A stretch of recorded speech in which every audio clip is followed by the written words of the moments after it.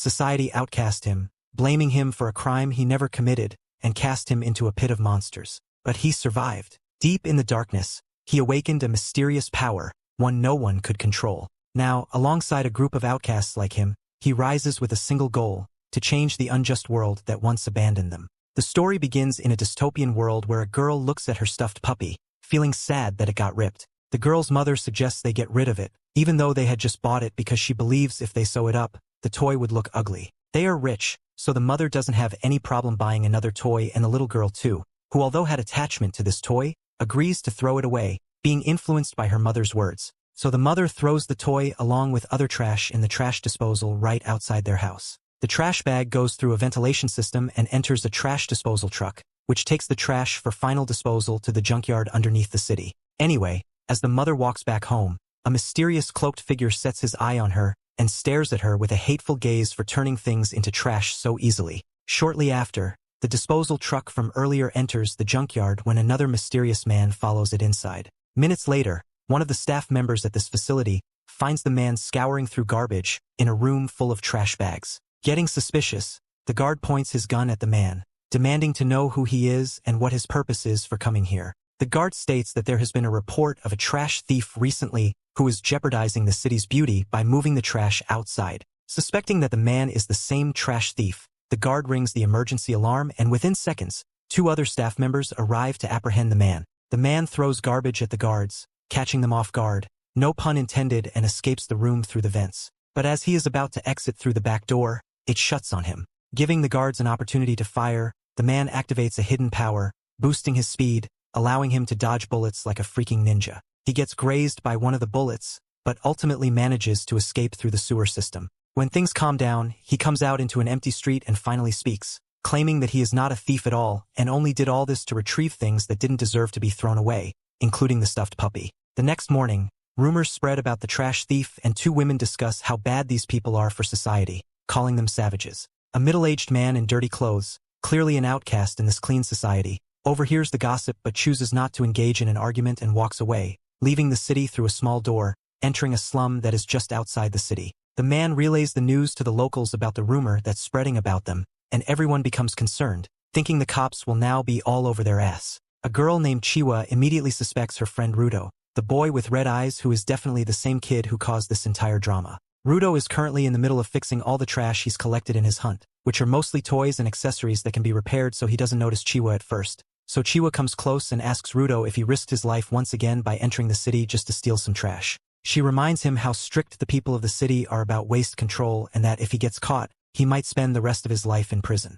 Rudo responds that these are not trash, but perfectly usable things that those rich brats living in the city throw away without a second thought. He expresses how bad he feels for these items that don't deserve such treatment, and that's why he's brought them here to fix them and maybe sell them to the people of the slums. Chiwa understands Rudo's motivation, but at the same time she can't help but wonder if her friend has fallen in love with garbage or something. 3 self-proclaimed elites of this slum show up to bully Rudo. The guy in the middle comments on how bad the stench is and tells Chiwa she shouldn't hang around this garbage collector loser. Another one of the bullies kicks a lamp Rudo just fixed and mockingly says there's no point in repairing trash because no one will use anything touched by this loser. Chiwa doesn't understand what these 3 idiots' problem is because she believes all of them are just like Rudo, poor, discriminated, and of course, dirty. But the bully disagrees, claiming they're nothing like Rudo and can actually get out of this ghetto if they work hard.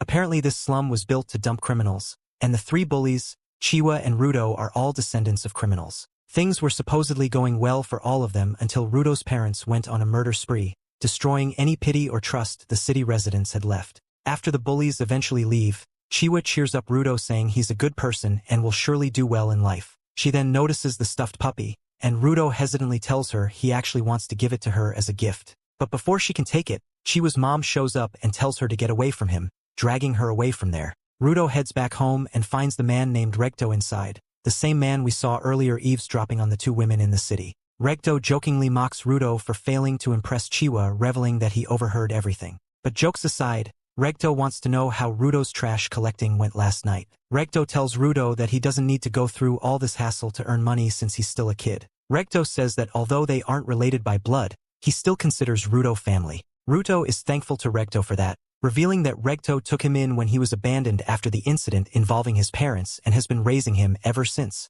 That's why Rudo wants to repay him by doing whatever he can, including collecting trash from the city. Recto notices the wound on Rudo's arm and realizing he was shot, immediately treats it, strictly telling him to stop going to the junkyard from now on. Rudo doesn't think this scratch is anything compared to the scars he got because of his real parents, revealing that both his hands are covered in black marks. Still, Recto tells Rudo to stop before the cops find out his identity. If he's caught, he'll surely be sent to the abyss, the same place where Rudo's father was dumped. Ever since his childhood, Rudo has always been despised by everyone because of his unusual-looking hands, and ever since Recto gave him his gloves, he's had the confidence to move forward. Anyway, Recto once again teases Rudo, telling him to act fast and give the stuffed puppy to Chiwa with a bonus kiss on the cheek. Rudo refuses obviously, and gets into a friendly brawl with his caring father. Meanwhile, the cloaked man we saw at the very beginning is standing outside, eavesdropping on Rudo's conversation. His relationship with Recto is a love-hate relationship.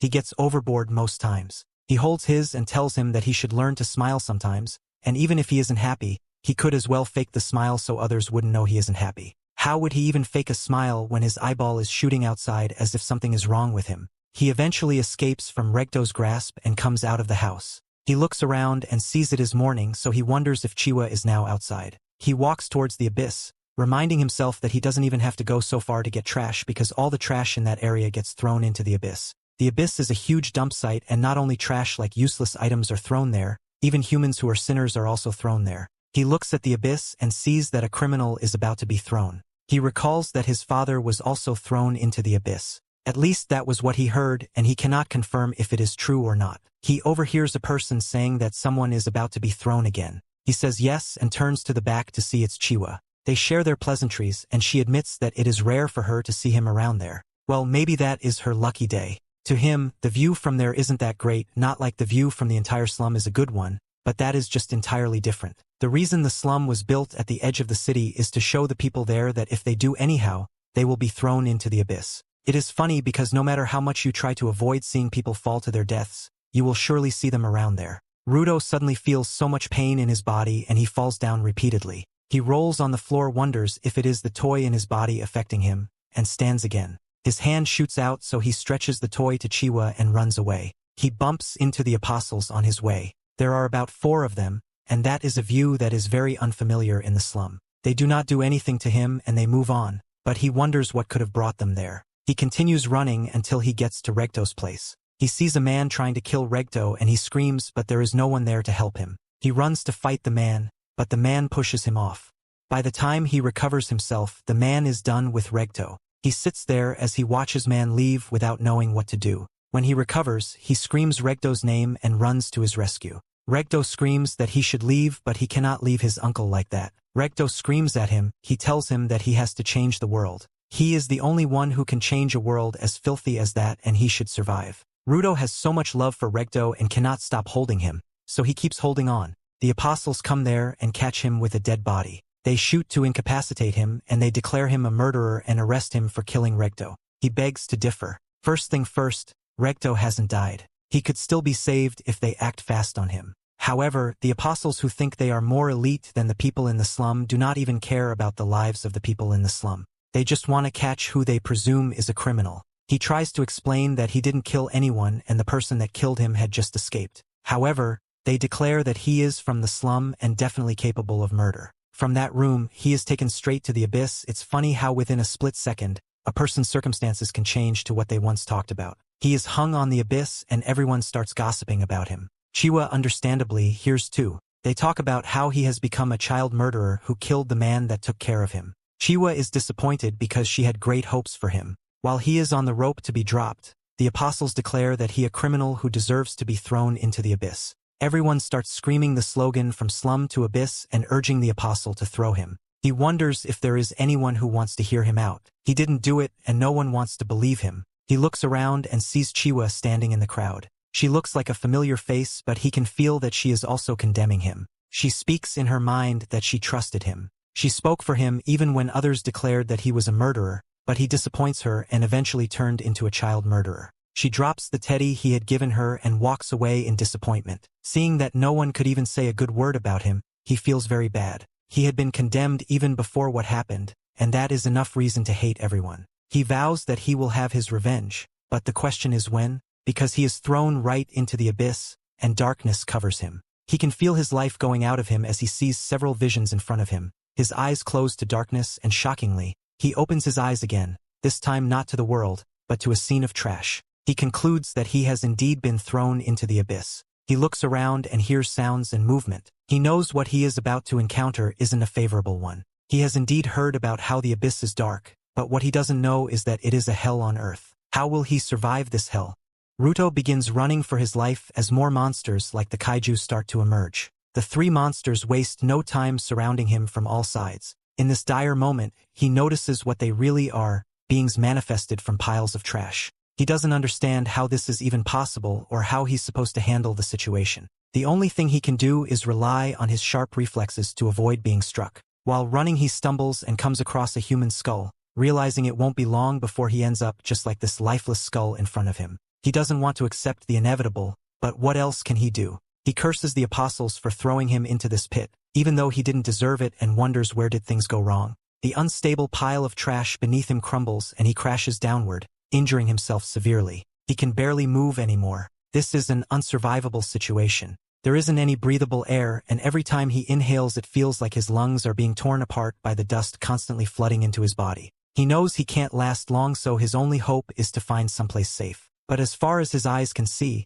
there are only endless mountains of trash, leaving him mortified by the grim reality that maybe this really is the end. Ruto pukes blood, indicating that his body has started to give up, even though he hasn't mentally. The monsters close in, so maybe this is it. As the end seems near, he just lays there and recalls his loved ones, especially his foster father Regto, who didn't deserve to die. Ruto knows he can't give up yet, not until he gets revenge on the one who murdered Regto. At that very moment, a mysterious power awakens within him, something that pushes him to fight back again. With the last of his strength, he grabs a steel pipe lying beside him and gets up to fight for his life. He vows not to give up until he makes those responsible pay for unjustly branding him a criminal, despite his innocence, and most importantly, until he finds his father's murderer. With that goal in mind, he swings his weapon at the monster, sending it crashing backward. Meanwhile, somewhere else in this massive trash pit, a strange man with an umbrella reveals to be watching Ruto's battle from the distance using binoculars. As for who this man is, we will find that out sooner or later.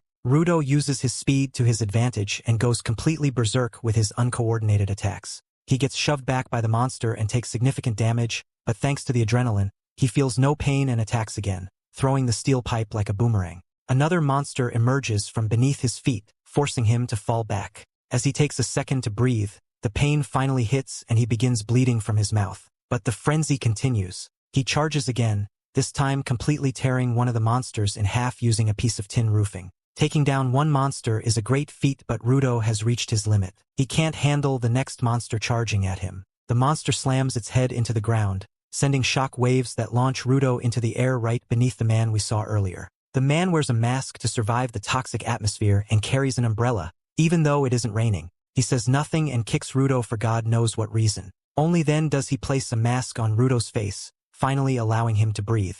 Ruto asks what this place is and who the man is, but the man refuses to answer and simply tells him to shut up. When Ruto keeps yelling like an idiot, asking all sorts of questions like if this man is a local here, what this pit is, and if it in the underground, the man loses it and yells back, saying that they are indeed above ground and this place is just where the people of city throw all of their trash. The man explains that he was only trying to keep quiet, so the monsters wouldn't hear them. Now that they're both screaming at each other, the monsters who the man referred to as trash beasts emerge once more. The man tells Ruto that these trash beasts can't be defeated with ordinary weapons, but luckily for Ruto, the man's umbrella is specially made. He activates its powers and it transforms into a much wackier-looking umbrella. The man calms himself, points the umbrella at the monster and uses it like a drill to disintegrate the trash beast in seconds. More are on the way, but the man wipes out all of them in one sweep, leaving Ruto completely stunned. He finishes off the last beast using his ultimate move, Umbreaker Octa Shredder, and literally shreds the monsters from top to bottom with the danger gone. The man walks over to Ruto again.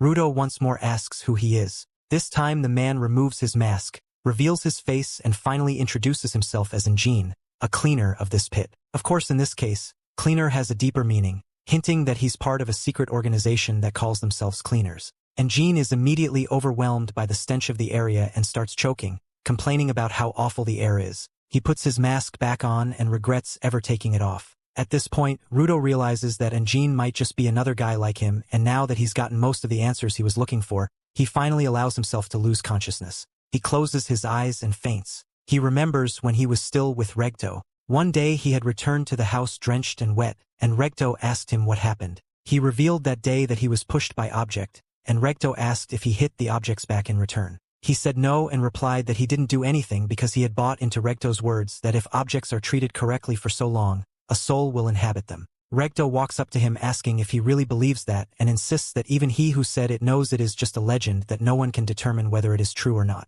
However, he was of the opinion that he would rather believe it, that objects, if treated well, can be inhabited by a soul. He cleans his body and insists on his belief that even the towel has a soul in it, because if it doesn't, how come it can clean a person's body that well? They even claim the glove he is putting on may later become a soul and help him. They both conclude that every object, maybe even the phone you are using if treated well, can inhabit a soul. Well, enough time for dreams, time to return to reality. Ruto returns to a reality that seems harsher than he assumed he would meet. He shouldn't be shocked. At least he is alive after the dreadful encounter he had earlier. He sees himself tied in chains and dragged on the floor. He looks up at the person dragging him and sees it is the same man he had met earlier, not just a man, Anjin as he calls himself. Anjin isn't there to baby him. He barely even cares. He keeps dragging him, and Ruto wonders if it is about time that he accepts his fate in this reality. However, this means he will decide to die, and there is no way he can get revenge against everyone who has wronged him. He screams to Anjin and insists that Anjin should let him return to the surface of the earth. Anjin looks at him like a fool. What surface does he intend to go to? How will he get to the sky? In fact, the world he assumed he was coming from is no longer there. That world is called a sphere, and it moves, which means it has moved away from where he was thrown, so there is no way he can return there. All Anjin has said falls on deaf ears to Ruto, who still insists that if Anjin doesn't return him back, he will scream and keep screaming. He begs Anjin to tell him everything about the world, even about the sphere. But no, Anjin isn't interested. Anjin doesn't care. He doesn't even give him the benefit of a conversation. Instead, he keeps dragging him and takes him to a place where he sees several trucks. Anjin leaves him there and turns away. He screams at Anjin to take him away, and when he turns back to his front, he sees several people there. I am sure he doesn't even see them as people at that point. He doesn't know what they are and just hopes they won't fight him. Fortunately, at this point they seem very harmless. They walk towards him as if they are amused by his survival. They ask him if he is from the sphere, and when they confirm that he could be from there, they remove their masks and run to him. They reveal that they haven't seen people from the sphere for a while, and when they do, they are always dead, which makes it a shock that Ruto survived. One of them steps up to help Ruto remove his chains. Ruto looks at how they react to him and concludes that they are indeed nicer than Anjin. Well, his conclusion about them is actually wrong, as they are indeed worse than Anjin. They tie him harder than Anjin had tied him and tie him to a truck. They laugh in front of the truck, talking about how much they will gain from selling him. They will not only sell his body, they will sell his head, ear, eyes, and cut him into pieces. They wonder if he thought they loved him and remind him that everyone in that world hates spheres. As a result, people will pay through their noses for them. You must wonder why people from the spheres are hated. Well, that isn't far-fetched. People from the spheres throw their trash into the pit, poisoning the atmosphere and contaminating the air. These trashes eventually become monsters which kill everyone. Many have lost their families to this calamity, so all they have for the sphere is hate. One of the men takes some trash and gives it to Ruto. He asks Ruto to eat the trash and survive because they need him to be alive for the sale, and even after the sale they will pay to watch him tortured. The man takes one of the trashes and puts it into Ruto's mouth. In anger, Ruto bites him and peels off the skin of 2 of his fingers. He eats it. He takes some of the trash and eats it too. He tells them they keep blabbing about trash, monsters, the sphere, the pit, but he doesn't care. He is just angry. His body activates a kind of fire. This fire turns his chain into a weapon that he uses to fight. He recalls Regto's words that objects, if taken care of, can inhabit souls, and these souls can save you later. He fights and Anjin watches. People who use the souls in objects are called givers. The man he bites tells the others that they should fight him and go for the object he is using because givers only draw power from objects, but they are shocked when they see him take a tire and draw power from the tire too. They realize he can use more than one object and he is strong. He hits them all, and just as he is about to hit the leader, Anjin comes and holds his hands. The red power fueling him reduces immediately and he gets back to his senses. He doesn't understand what is happening or what had happened, but he recognizes Anjin. Anjin apologizes for leaving him alone, but says he did that because he wanted to know how powerful Ruto is. Now that he knows, he will tell Ruto all about his power, that world, and even the sphere on the condition that Ruto joins the cleaners because they need him. That seems like a great offer for Ruto. At least he will get protection in that strange world. However, he considers his coins and rejects the offer immediately. Why did he do that? You will find out soon. And Jean contacts another one of the cleaners using a wrist communication device. This cleaner is currently in a residential area that looks like a remnant of some war. The guy picks up Jean's call and mentions how Jean rarely contacts him, so he assumes something important must have come up. Once he learns that Jean has scouted a kid with huge potential to become a top cleaner, he's surprised. Jean tells him that he found the kid being dumped by the Spherites in the no man's land and was shocked himself when he discovered that the kid had powers. Jean continues saying he's never seen anything like this before, which is why he recruited the kid to become a cleaner. Now that Jean has finished informing him, he ends the call promising his friend that he'll introduce him to Ruto very soon. Jean then reveals that he and Ruto are currently in a medical room where a creepy-looking doctor is treating Ruto's wounds. Ruto, who was attentively listening to what Jean was saying, confronts him for forcefully trying to make him join his weird cult or whatever. Jean, in reply, makes it clear to Ruto that he isn't in a position to refuse, but Ruto still fights for his rights, telling Jean that he must go up to the sphere to take revenge. The doc, annoyed by Ruto's non-stop screaming, tells him to be grateful that he didn't die in the no man's land. Apparently, if Ruto had breathed in that air a minute longer, his lungs would have actually burst open and he would have died. The doc, who's also heard that Ruto was almost kidnapped, demands that Ruto get on his knees and thank Jean for saving his life. Jean gladly accepts the offer and encourages Ruto to do so, and Ruto can only think to himself, what kind of arrogant, egotistic man he's run into. In any case, Ruto asks who this old man is, and the old man screams into his ears that she's a woman. She's had enough of this kid, so she asks both of them to pay up and leave her clinic. Jean pays for Ruto, and Ruto finally, though reluctantly, thanks him, once again asking Jean to tell him more about this world. As Ruto states that he doesn't plan on joining Jean's little boy band, Jean walks away telling Ruto that he's free now, but also warns him that if anyone finds out he's from the sphere, they'll eat him alive. Recalling what happened earlier when some people tried to kidnap him, Ruto realizes he has no other choice, so he shuts up and quietly follows Jean. They are in a dystopian cyberpunk-esque abandoned city where people still live a normal life under harsh environmental conditions. Jean brings Ruto to a burger place, revealing that Ruto puked a ton after eating trash earlier. Ruto gratefully eats a burger and can't help but wonder how the ground is still functioning, as he figured there would be nothing but garbage here. Jean tells Ruto that here on the ground, along with trash, anima or emotions builds up as well. Sometimes this anima naturally converts into energy, and this energy can turn into many things. For instance, the trash beasts that almost unalived Ruto. Trash beasts usually stick to trash sites, but there are times when they attack the cities. Defend them off come the cleaners. The trash beasts are immune to regular weapons as their core is made of anima, and only powers like Ruto's and Jean's can damage them. Jean explains that Ruto's powers come from his gloves, because he has treated them with care for a long time. Apparently anima can inhabit objects that are treated with care, and people here refer to such objects as vital instruments. Only the givers can draw out the powers of these vital instruments and use them to defeat the trash beasts by destroying their anima core. As Ruto learns that he's also a giver just like Jean and begins to understand everything, he realizes that Regto's theory was right. Jean then once again tells Ruto about the cleaners, whose sole job is to exterminate all trash beasts. But there aren't many of them, which is why they're always desperately looking for givers. Ruto understands why Jean wants to recruit him, but he's still hesitant, so he tells Jean that he'll only join on the condition Jean teaches him how to get back to the sphere. However, Jean claims to have no idea how to get back to the sphere, but he's pretty sure his boss might know something. So Ruto now has another subtask to meet Jean's boss. In any case, Jean asks Ruto about his gloves, and Ruto explains that his dad gifted them to him, and he cherishes them as they are the only memento of his late father. Jean understands why Ruto treats worn-out objects like his gloves with such care, and that explains why he can draw powers from multiple vital instruments. Jean tells Ruto that his gloves have souls, and that he should continue treating them with care.